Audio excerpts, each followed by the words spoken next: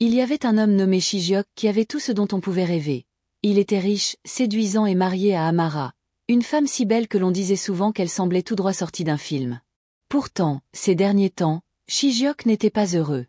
Une sensation profonde et inexplicable le hantait. Un après-midi ensoleillé, il était assis dans son immense salon, fixant un tableau accroché au mur. La peinture représentait un lion, fier et majestueux. Mais Shijiok ne se sentait pas comme ce lion. Il se sentait petit et incertain. Le bruit de pas rompit le silence. Papa Shijiok appela son père, le chef Obina, en entrant dans la pièce. Chef Obina était un homme âgé, au visage bienveillant mais au regard perçant, capable de lire à travers les gens.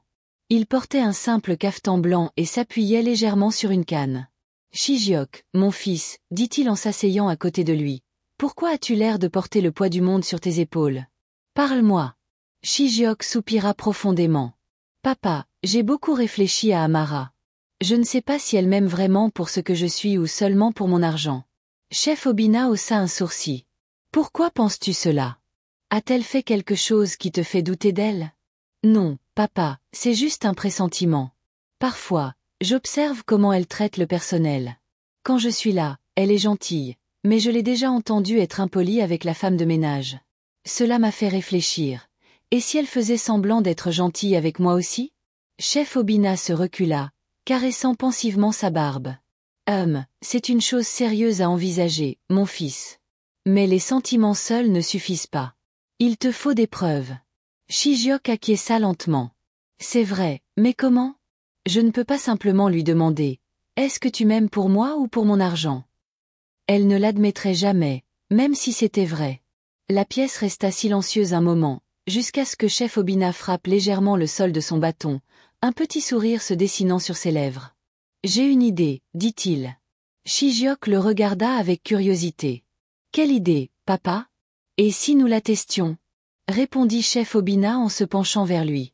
Et si je me faisais passer pour ton gardien? Je vivrais ici, ferais le travail, et j'observerais comment elle me traite en pensant que je ne suis qu'un vieil homme travaillant pour toi. Les yeux de Shijiok s'écarquillèrent. Papa, tu veux te faire passer pour un gardien? Mais tu es un chef. Les gens vont penser que j'ai perdu la tête en laissant mon propre père travailler comme gardien. Chef Obina rit doucement. Ne t'inquiète pas de ce que pensent les gens. Il s'agit de découvrir la vérité. Si Amara est vraiment gentille et respectueuse, elle me traitera bien, peu importe qui je suis. Mais si elle ne fait que jouer un rôle avec toi, nous le saurons. Shijiok hésita. L'idée semblait folle, mais en même temps, elle avait du sens.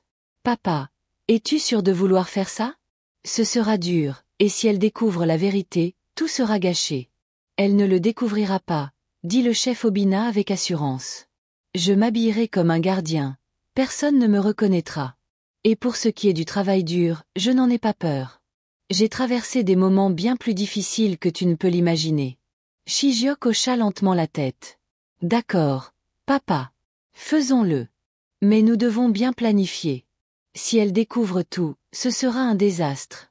Ne t'inquiète pas, mon fils.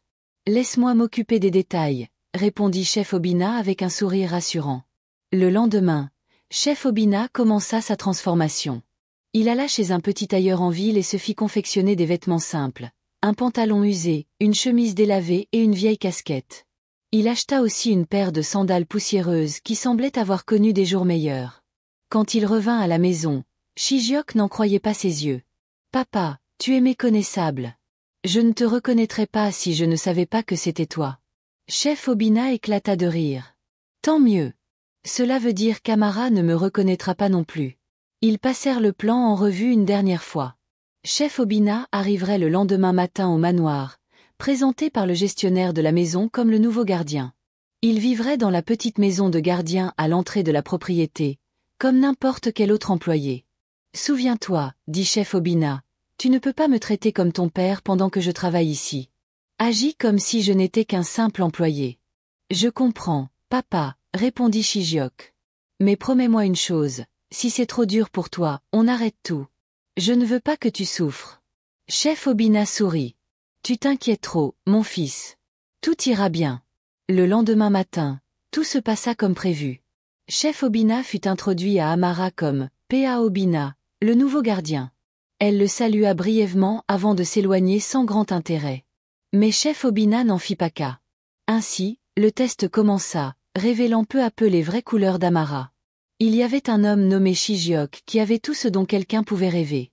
Il était riche, séduisant et marié à Amara, une femme si belle que les gens disaient souvent qu'elle semblait tout droit sortie d'un film. Mais Shijiok n'était pas heureux. Il avait un sentiment profond en lui, une sensation qu'il ne pouvait ignorer.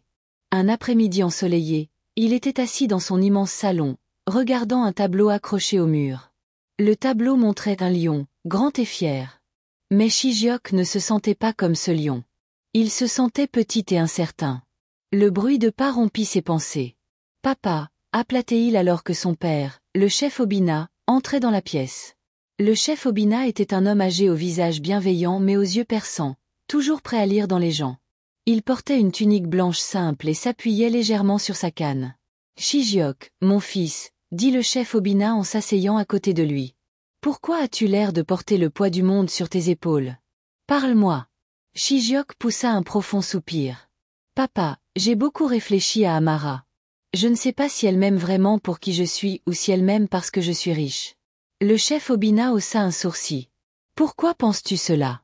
A-t-elle fait quelque chose qui te fait douter? » « Non, papa, c'est juste un pressentiment.